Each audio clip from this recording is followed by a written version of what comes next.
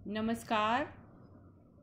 कक्षा 10 का साइंस का 5th लेसन आज हम पढ़ने वाले हैं तत्वों का आवर्त वर्गीकरण।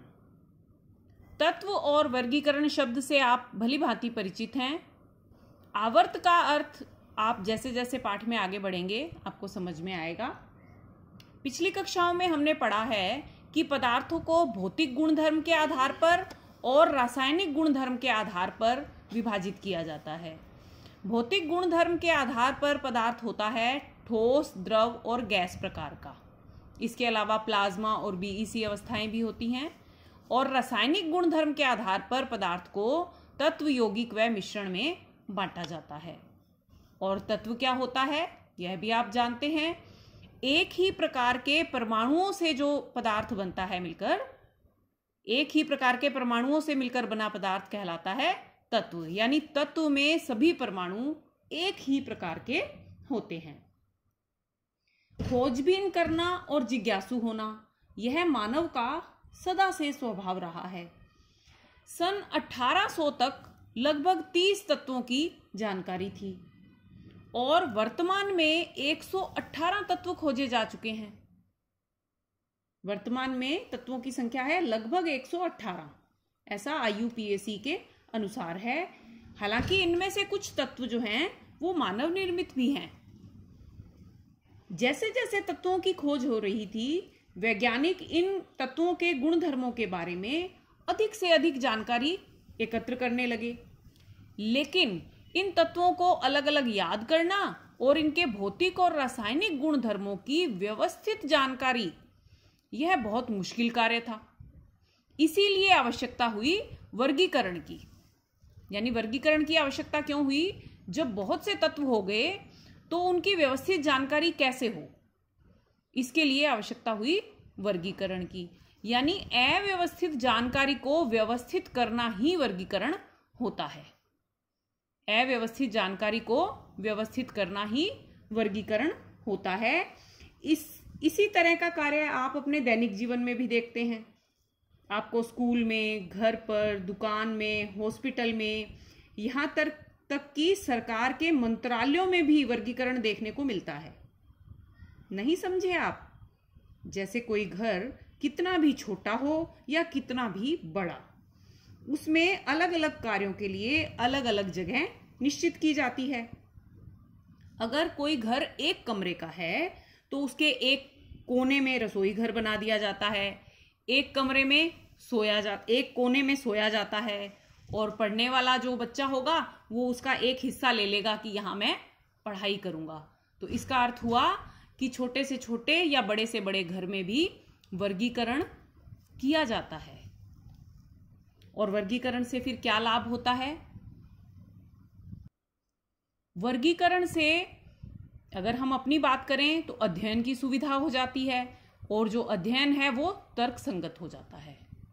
लेकिन अगर हम किसी दुकान की बात करें, जैसे कोई वैरायटी स्टोर है, उस दुकान में बिस्किट, साबुन, टॉफी, ये सब सामान अलग अलग जगह पे रखा जाता है। और ऐसा वर्गीकरण करने से उस दुकानदार को क्या लाभ होगा कि उसे वह सामान आसानी से मिल जाएगा। अब वैज्ञानिक भी इसीलिए वर्गीकरण करते हैं। सबसे पहले जब तत्वों को वर्गीकृत किया गया तो उन्हें धातु और अधातु में वर्गीकृत किया गया।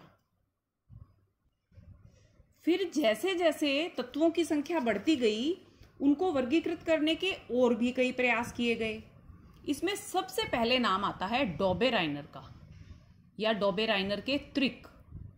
सन 1817 में जर्मन के एक रसायनज्ञ थे जिनका पूरा नाम था जोहान वुल्फगांग डॉबेराइनर। इन्होंने क्या किया, 3 तत्वों के समूह बनाए जिनमें गुणों में समानता थी। यानी समान गुणधर्म वाले तत्वों को इन्होंने समूहों में व्यवस्थित करने का प्रयास किया। और जो ये 3 तत्व थे, इनके अंदर एक विशेषता थी कि जो 3 तत्वों के समूह बनाए उनको अगर परमाणु द्रव्यमान के आरोही क्रम में रखा जाए, यानी बढ़ते हुए क्रम में, उनका परमाणु द्रव्यमान इस तरह से रखा जाए कि वो आरोही क्रम में हो, तो ऐसा करने पर जो बीच वाला तत्व है उसका परमाणु द्रव्यमान अन्य दो तत्वों के परमाणु द्रव्यमान का लगभग औसत होता है।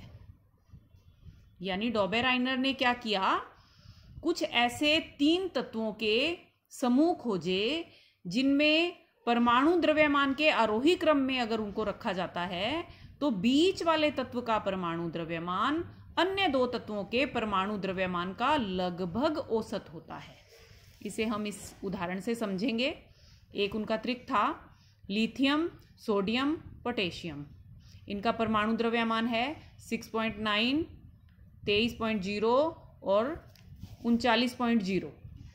अब देखो ये आरोही क्रम में लगाया है, बढ़ते हुए क्रम में है ये। अब हम अगर पहले और ये तीसरे जो तत्व हैं इनके परमाणु द्रव्यमान का औसत निकालें तो इसको 6.9 को हमने 7 लिख लिया और इन दोनों को जोड़ा तो आ गया 46 और 46 में 2 का भाग दिया तो हमारे पास उत्तर प्राप्त हुआ 23। तो यही बीच वाले तत्व का परमाणु द्रव्यमान है। इसी तरह जो बाकी भी इन्होंने त्रिक खोजे थे उनमें भी ऐसा ही था। ये देखिए 2 और त्रिक थे, कैल्शियम, स्ट्रोंशियम, बेरियम और क्लोरीन, ब्रोमीन, आयोडीन। इनमें भी पहले और तीसरे तत्व का जो परमाणु द्रव्यमान है उसका औसत जो है इसके बीच वाले के बराबर आता है। काफ़ी वैज्ञानिक सोच का कार्य था इनका, लेकिन समस्या यह थी कि उनके समय में बहुत कम तत्व ज्ञात थे, इसलिए वो इससे बढ़िया कुछ कर नहीं पाए। क्योंकि 30 ही तत्वों में से उन्होंने जो त्रिक खोजे, उन्होंने एक आइडिया लगाया कि किस तरह से परमाणुओं को व्यवस्थित किया जा सकता है, तो उन्हें एक अच्छा लगा कि आरोही क्रम में इस तरह से लगाया। लेकिन उस समय बहुत कम तत्व ज्ञात थे, इसलिए ये कार्य आगे नहीं बढ़ सका। वे सिर्फ 3 ही त्रिक खोज पाए। जोहान वुल्फगांग डॉबेराइनर ने औषधि विज्ञान और रसायन शास्त्र का विस्तृत अध्ययन किया। उन्होंने ही सबसे पहले प्लेटिनम को उत्प्रेरक के रूप में पहचाना और इनके वर्गीकरण का बहुत महत्व है, क्योंकि इन्होंने एक आधारशिला रखी वर्गीकरण की, जिसके बाद अन्य वैज्ञानिक जैसे जैसे और तत्व मिलते गए और अच्छे तरीके से वर्गीकरण करने की ओर अग्रसर हुए। इसके बाद हम पढ़ेंगे न्यूलैंड्स का अष्टक नियम। आज इतना ही।